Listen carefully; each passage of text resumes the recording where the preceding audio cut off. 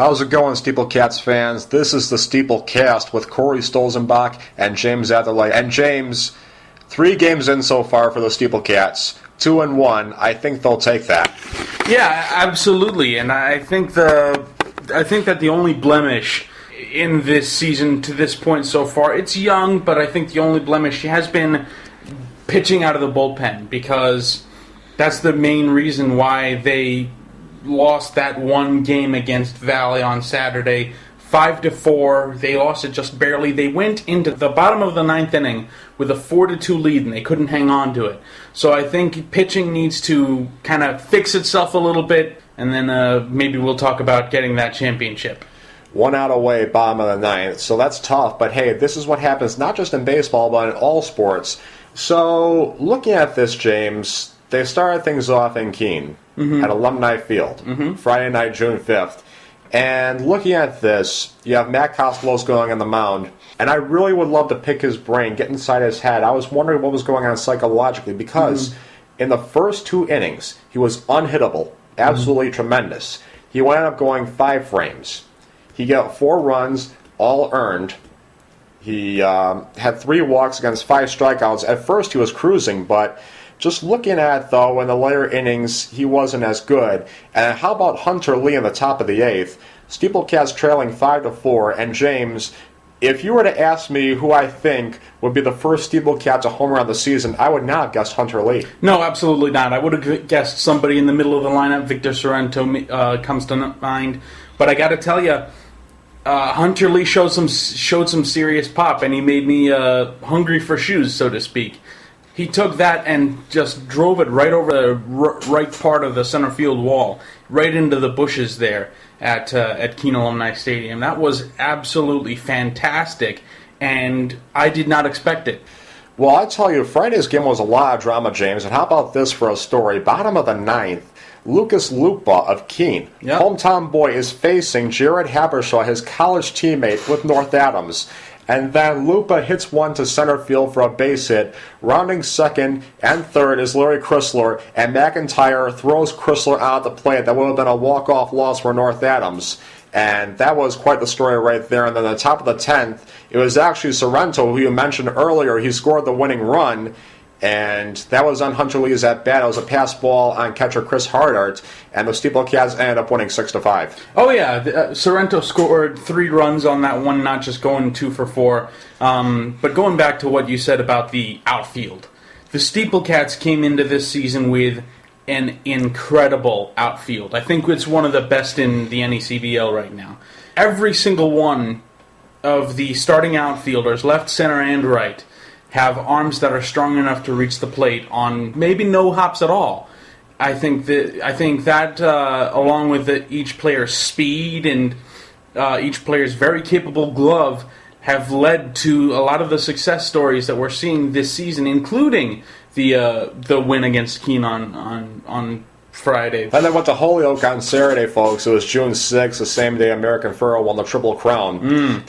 The SteepleCats were leading 4-0. Just it's so funny because the SteepleCats ended up going to extra innings in Keene and in Holyoke on Friday and Saturday, and both times they're up 4-0 at one point. And they could have broken it open, except Victor Sorrento hit a ball to left field. He was robbed with a diving catch by Nick Sine. That was a fantastic catch. Josh Guerin had 9 strikeouts and 5 walks. And Joseph Burns with 3 RBIs, so that was a tough loss, James. But as I said, that's how baseball works. Then the next day, the SteepleCats got them back 2-0. And who I really want to talk about here, an honorable mention for the NECBL Pitcher of the Week, Parker Perez. Are you kidding me? Who would have thought, James, our first game calling action at Joe Wolf Field, and we get to see a complete game shutout. Parker Perez, 9 innings, he had 8 hits, 5 strikeouts, no walks, just dramatically different from just the night before, because the SteepleCats pitchers had an astounding 13 walks, and there was no walks by Parker Perez. And I saw on the bottom of the 8th, Michael Babb was warming up in the SteepleCat bullpen. He went to sit down. Perez threw 122 pitches, 86 for strikes. Just a phenomenal performance. It was a performance that reminds me of this kid who just went up to the big leagues for the Mets named Noah Syndergaard. Thor. Thor, yep. Noah Syndergaard throws a lot of pitches, but he gets it done because he's able to go that long. Parker Perez proved to us that he could go that long, and the thing with that is that I didn't expect it from Parker Perez, not just because it's his first start in the NECBL, not just because he's a college pitcher, but because he had an ERA over 6 in his collegiate season this year. I did not expect him to go that long. In fact, I didn't expect him to go longer than 5 innings. But he, again, a lot of these people are proving me wrong, and it's starting to worry me a little bit. But the thing about Parker Perez, the 8 hits, but he didn't give up any offense other than that, and he had plenty of opportunities to do that. But he was able to hang on there, stay gritty, and deliver the complete game shutout, which I'm really surprised about, but I'm really stoked about. And that brings us to my next point. What are some things you've learned so far in the young NACBL season? A couple of things I've learned. Number one, I think college stats, they're thrown out the window. They're completely irrelevant.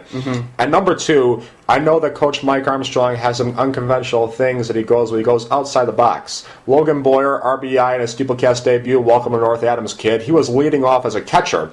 But then I talked to him about that. Armstrong says he's got a lot of speed, he gets on base, so he's able to get hits. And if he's able to get on base as a catcher, then good for you. And then I noticed some guys, Jim Haley with some speed, but he was being pitched, I think he hit 6th on Sunday.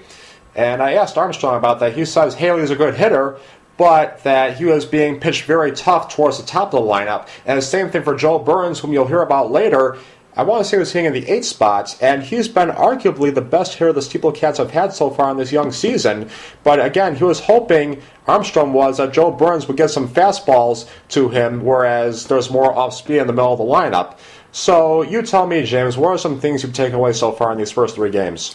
Well, it's that players will surprise you. Parker Perez went 9 innings despite having a 6 ERA, just over a 6 ERA during the college season. It's that Victor Sorrento capable of stealing 3 bases. He's got, actually 2 bases. Second on the team. Dan Shea's the one with 3 bases.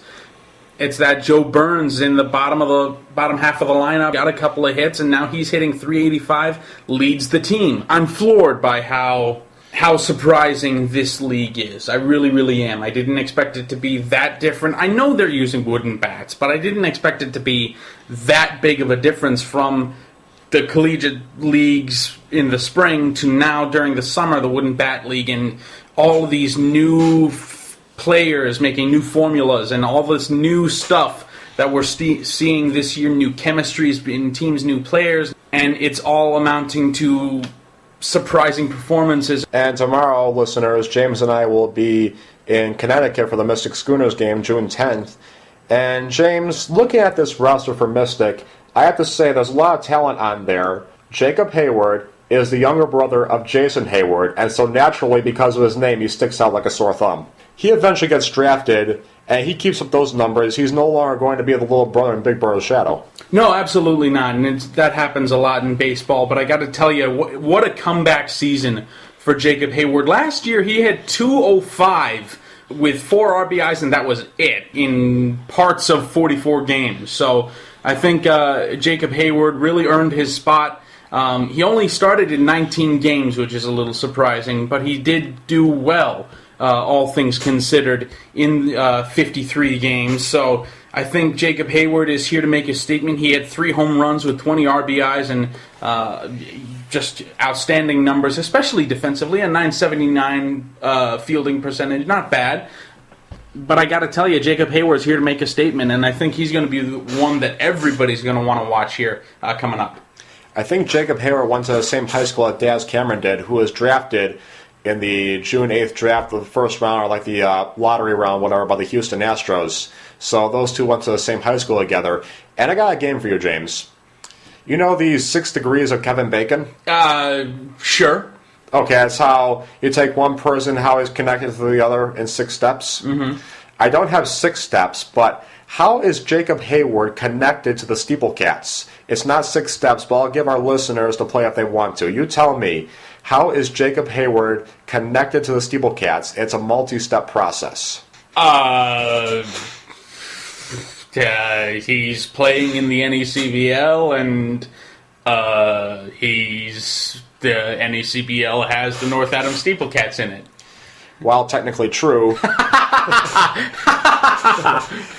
here's what I'm going for, though. Mm-hmm. Jacob Hayward is the younger brother of Jason Hayward. Mm-hmm. This past offseason, Jason Hayward was traded from the Braves to the Cardinals in a 4-player deal. Right. One of the players going from the Cardinals to the Braves was prospect pitcher Tyrell Jenkins. And Tyrell Jenkins this year is down on the farm in Double-A Mississippi.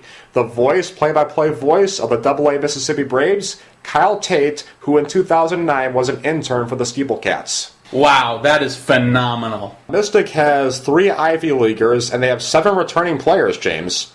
Last year, they split the series. They lost 5-4 against the SteepleCats June 22nd. Then they hosted North Adams. They won 8-1 July 29th. So both teams, they split the series home and home. Next time these two teams play is July 8th at North Adams. And I gotta tell you, you know who was a real killer for the SteepleCats last year when they faced them? Brad Zunica. And he was 4 for 7 with 5 RBIs, James. So that's the player I'm looking for tomorrow on Wednesday night, June 10th. Not just Jacob Harris, but also Zunica also. Yeah, absolutely. I think you're 100% right. And I think of the pitchers that Mystic has had this season, I think they have a really good pitching rotation, an ERA overall of 2.77. That's fantastic. They've given up less than 3 runs for this entire season just so far, and they've been really, really successful. So it doesn't surprise me that he's one of the ones that you're looking for, and I think there's a long list of pitchers coming out of the bullpen that you're going to have to look out for. Yes, they have had some impressive bullpen numbers, some of their Mystic relievers. Time now for an alumni update, and Evan Scribner on June 6th, he worked 2/3 of scoreless ball against the Red Sox June 6th. That was in the 7th inning. Then he gave up a hit and recorded a strikeout. The next day, though, June 7th, he got rocked. 3 hits and 3 runs, all of them were earned. He's still having a very nice season, but that outing June 7th hurt Scribner for the time being. And then the last couple of games, June 5th and June 7th for Bobby Wilson, they have not been good. He went 0 for 2 against the Mariners, and then he had a strikeout. Then June 7th, he went 0 for 3 against them. Luckily for him, the Rays won both times. As far as I know, James, no former SteepleCats have been drafted in the MLB draft. That's still going on. And we're going to take a short break. Coming up, I'll be inside the SteepleCats dugout with guest Joe Burns. Don't go anywhere. Welcome back to the SteepleCast. I'm Corey Stolzenbach, sitting inside Joe Wolf Field with Joseph Burns. And Joseph, you have had great success so far in the first 3 games. You're batting .385, you're 5 for 13, you got 5 RBIs, and yet the NECBL did not name you as Player of the Week, nor were you one of the honorable mentions. And personally, I find this to be a surprise. That's all right. There's a lot of good players out there, a lot of good players having some success with their play as well. I'm not really too worried about it. I'm happy that we finished the week 2-1, and unfortunately we got rained out the other day, but we're looking good as a team and we're clicking, and that's good that we're already on that note, because usually it takes teams a while to get together. But we're feeling good as a team, and we're going to come out and play good tomorrow. You said before how you like the atmosphere of North Adams, you love Joe Wolf Field, you really think they have a great coaching staff, and now that you're here, is it all that you hoped it would be? It's that and more. Coach Armstrong's been great to us so far, him and Coach Jonah. I mean, it's a great environment, great fans. My host family is phenomenal, too. I really got lucky with that, but the fans yesterday at the game, they showed their support, and we ended up winning 2-0, which was great. And to come out here and have that home opener and get that win against them, it was great to come out here and show that to the fans and show them what we're made of. Tell me about your host family. What makes them so great? They're really Great people. They opened their house up to me the first day. We hang out all the time. They always include me in all their activities, which really doesn't happen that much with host families. I love spending time with their kids. They cook meals for me, and we really just are establishing a lifelong relationship, which is great, and it's something that you could carry on for the rest of your life. And I should point out to our listeners the numbers I mentioned earlier about Joe. Not only is he doing this in 3 games, he's doing it at 3 different positions. He's played third base, catcher, and designated hitter. So, Joe, which position do you like playing better between catcher and third base, and why? Well, I mean, I've been a catcher my whole life, so catching has always been a passion of mine. But third base is just come into my life. This past year, my coach over at Quinnipiac asked me to take over the role at third, and whatever we have to do to win is what we're trying to do. And playing third base, I'm going to be a leader over there, and I'm gonna help my team win some ball games. So third base is going to be my new passion, but catching will always be a passion of mine. Last year, you were with the Danbury Westerners in the NECBL. You were released because you had a shoulder injury. You told me before how you're ready to play them and take them down. What is it about playing them specifically that you really want to do so much? What is it about them that you really want to play them? The reason I really want to play them is because they're from my home state. So there's going to be a lot of people I know there. There's going to be a lot of family members, a lot of friends there coming out to show their support. So being able to go home and take on Danbury back at my home state, that's going to be awesome to go there and beat them on their field and just have some support from my family and friends. You were the catcher behind the plate in Holyoke on Saturday, June 6th. That was when they lost in 10 innings, 5-4. And which of the 5 pitchers that were in that game did you feel like you worked the best with, and why? Josh Guerin had a great game. He started off. He just had everything on command that day, and we were really on the same page the whole time. He didn't really have to shake me off much. We talked before the game. We talked on the bus what we wanted to do, what we wanted to establish, and show his command. And he came out there. He ended up with 9 Ks, and I think Josh was really on point that game. But every pitcher threw pretty well. Unfortunately, we had a bunch of walks, but it comes out to it where Josh was just on point that game, and it was unfortunate that he couldn't get the win. But I know that he's hungry for his next start, and he's going to come out and do the same thing he did last game.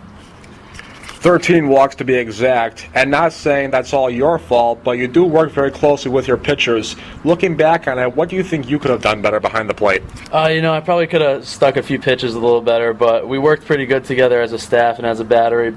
We felt pretty good, as a whole staff, and when pitchers came out on the mound, they felt pretty good. Their pens looked pretty good. I was watching in between, but it came down to it where walks happen in baseball. We just have to minimize them next time we're out there. And Joe, your transfer from St. John's University to Quinnipiac, the reason you transferred, a big reason, is because you didn't get much playing time there. You got released last summer from Danbury because of a shoulder injury, and as a result from transferring to St. John's to Quinnipiac, you had to sit out your junior season. How relieving is it to finally get some playing time here in North Adams? It's a great feeling. Unfortunately, I faced a lot of adversity the past few years, but you overcome that, and I'm in a good spot mentally right now, and physically I got a lot of support back home. I got a lot of support here in North Adams, and just getting some playing time and getting in front of these fans, getting back on the diamond in general. It's a great feeling to be back on there on the baseball field because that's a passion of mine, and it's something that I enjoy doing. So actually being on there and having some success, all that hard work's been paying off. So it's really been well for me so far. Last question before we go and end this podcast. Coach Armstrong had you towards the bottom of the order on June 7th this past Sunday against the Blue Sox. And I talked to him about that because you've been hitting the ball so well, but he says the reason why he had you towards the bottom of the lineup is because he wants you to get more fastballs. What do you think? Do you think you were getting some more fastballs this past Sunday compared to the first 2 games? Yeah, definitely being towards the bottom of the order, you're going to see some fastballs because they want to show their off speed, but only to those guys in the middle of the order. They don't really want to show it off to the guys at the bottom. But, being at the bottom of the order, it's great because when guys get on base in front of me, you see a lot of fastballs, so you just want to jump right on those fastballs and take advantage of them. So being a fastball hitter, you really enjoy that. Joe Burns, thank you for your time. Thank you, Corey. Have a good one. That's all we're going to do for this week's SteepleCast. Tune in next week for James Atherlay. I am Corey Stolzenbach. Have a good one, everybody.